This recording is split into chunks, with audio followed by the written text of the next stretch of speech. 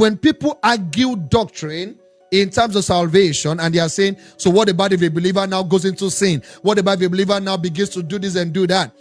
Listen, the question is the believer born again? Grace is unmerited favor. But if I say if we are all charismatic people, so you get what I'm saying, receive grace. What am I telling him to receive? Empowerment. So you can't say I'm in grace and you're not empowered to live above sin. It's not true. The message of hyper grace and unapologetic, extravagant emphasis on God's unmerited favor has captivated a new generation of believers, particularly young Christians wary of what they perceive as legalistic bondage.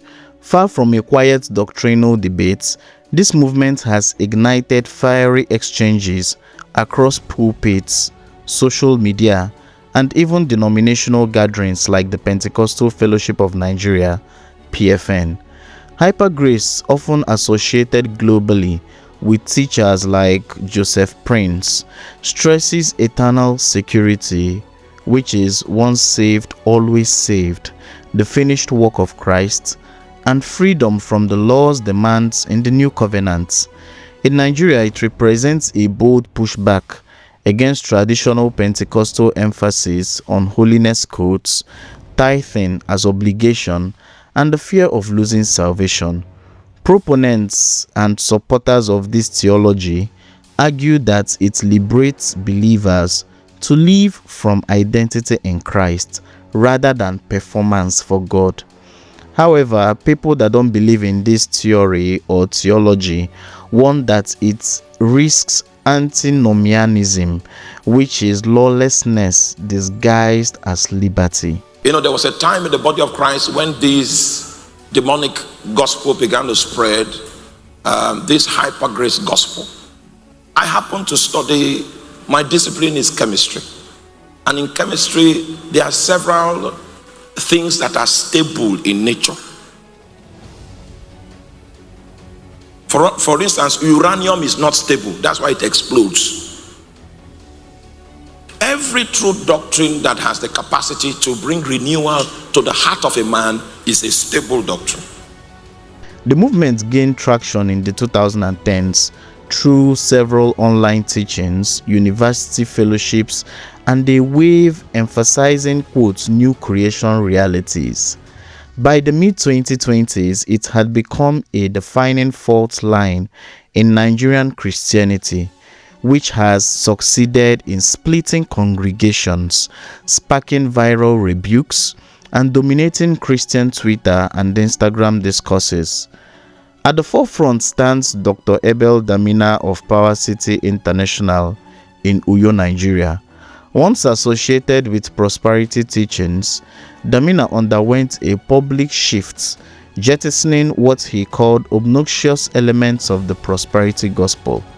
His bold, unfiltered style challenging tithing, emphasizing eternal security, and declaring, quote, if the grace of God is not hyper, you legalists, has made him one of Nigeria's most controversial figures. In June 2026, Damina openly embraced the label guilty as charged when accused of radical hyper-grace preaching. His teachings resonate with thousands seeking a Christ-centered gospel, as they call it, free from, quote, fear and manipulation. Equally vocal is one Apostle Harrison Ayintete, lead pastor of the Goodness Nation Ministries, formerly the Refinery Church International. A gospel rapper, author, and apologist born in 1990, Ayintete has become the face of a younger, combative, hyper-grace stream. He runs mentorship programs for young people and ministers and consistently defends the hyper-grace doctrine, which quotes eternal salvation. In late June 2026, Ayintete directly responded to critics, asserting that true grace produces godly believers led by the Spirit, not fear of hell or rapture. He challenged the notion that hyper-grace fuels sin. If there's a believer who is fornicating, if there's a believer who is committing adultery, if there's a believer who is are smoking, if there's a believer who is down in homosexuality, if there's a believer who is addicted to drugs, what hyper grace is saying is that God's presence is abiding with that believer, causing the believer to draw strength. Pointing out moral failures across all streams of Nigerian Christianity. Other voices amplify the message. Apostle Flourish Peters has emerged as a rallying point, drawing stars and young leaders into the fold while facing pushback for his stance on eternal salvation. These ministers portray hyper grace not as a distortion, but as the quote, pure gospel of God's goodness, capable of radicalizing even the worst sinners toward love and good works. Their appeal lies in accessibility. In an economically strained Nigeria, where many grapple with hardship, a message promising rest in Christ's finished work rather than endless striving feels like oxygen. Online platforms have democratized access, allowing teachings to spread beyond physical church walls. Not everyone celebrates this hyper grace doctrine though. Pastor Dolapo Lawal of Zoe Household Global, with expressions in Lagos and Atlanta, has emerged as a prominent critic. In recent sermons and statements around June 2026, Lawal warned against, quote, once saved, always saved teachings, describing some promoters as influenced by dangerous ideas. People say once saved, forever saved. When people say once saved, forever saved, they don't know what they are saying. They don't know what they are saying. There is no, see, it's not there. It's not there. It's not there. It's not there. Like, you have to be demonized to think so. Okay, so you want to ask this question. If you are once saved and forever saved, why the epistles? What is the essence of the epistles? He linked hyper grace to rising sin in the church, advocating for reverence, godly fear, and balanced discipleship. Ayintete fired back swiftly, challenging Lawal to public debate and accusing critics of using fear for control. This video is a response to Pastor Dolapo Lawal and to other ministers of the gospel who are on this propaganda to demonize hyper grace preachers and the message itself. I find it really unnerving and disconcerting for you to suggest that those of us who preach the eternal salvation message are demonized or the message itself is demonic. The exchange went viral, highlighting deep generational and doctrinal rifts.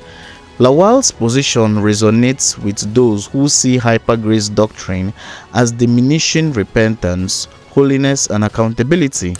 Reverend Gideon Odoma has also weighed in powerfully. In teachings like Who Really Cares? The Truth About Hyper Grace, Odoma argues that true biblical grace leads to transformation, not compromise. He unmasks what he sees as distortions, insisting grace empowers holy living. You see, the reason why many people are becoming very, very crafty is because all of the things they told us as the reason to not do evil, we have started finding ways to mitigate them. Are you with me? We have started finding ways to mitigate them.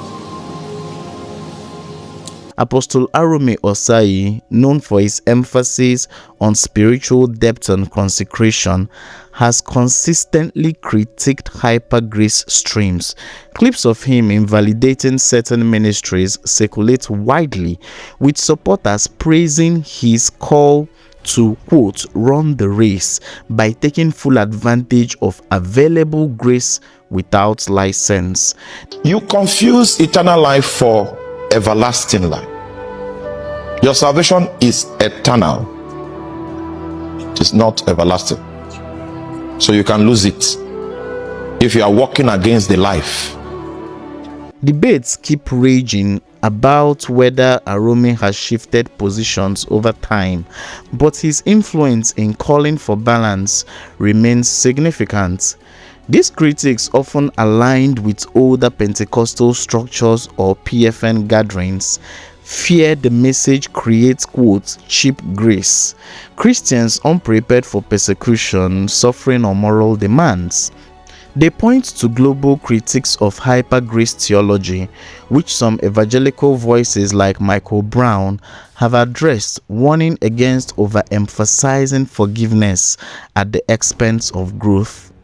Nigeria's Christian environment is uniquely fertile for such debates. Amid prosperity preaching fatigue, economic pressures, and a youth bulge seeking authenticity, hyper-grace offers identity over ritual. It intersects with broader shifts, declining emphasis on tithing mandates, re-evaluation of Old Testament laws for New Covenant believers, and a focus on mental health and freedom from guilt. Yet challenges persist. Detractors cite anecdotal evidence of moral laxity among adherents. Proponents counter that legalism itself breeds hypocrisy and burnout, producing, quote, better saints only in appearance. Social media amplifies everything. Viral sermons, clapbacks, and spaces where young ministers defend their stance against, quote, fathers in the faith. The debates reflect deeper questions. What does holiness look like under grace? How do we balance liberty and responsibility? Is eternal security a comforting truth or a dangerous presumption? Nigerian Christianity, with its vibrant charisma and history of various revivals, is wrestling publicly in ways that echo global Reformation era tensions. As of mid-2026, the hyper-grace conversation is not showing any signs of stopping or quieting. Abel Damina continues teaching boldly from Uyo. Ayintete mobilizes young leaders. Dolapo and Odoma call for watchfulness. Arome's voice urges depth. The movement has jumped the fence, as one proponent declared, influencing even unexpected circles. For Nigeria's church, this is more than theology. It touches leadership, credibility, youth retention, and the gospel's witness in a nation that is obviously facing complex challenges. True disciples, many argue, will be known by fruit, joy, love, peace, and transformed lives, regardless of theology. Listeners and viewers must study scripture personally. Grace is indeed amazing and hyper in its reach, covering multitudes of sin. Yet scripture pairs it with calls to holy living, spirit-led obedience, perseverance, and the truth that a believer can still fall away from the faith. The tension invites maturity, neither license nor legalism, but love responding to lavish grace. In the end, the hyper-grace gospel in Nigeria forces every believer to ask, am I resting in Christ's finished work while yielding to his transforming power? That question, debated fiercely in online spaces, may well define the next chapter of Nigerian Christianity. Thank you for joining us today. Do not forget to like, share, and subscribe. See you later.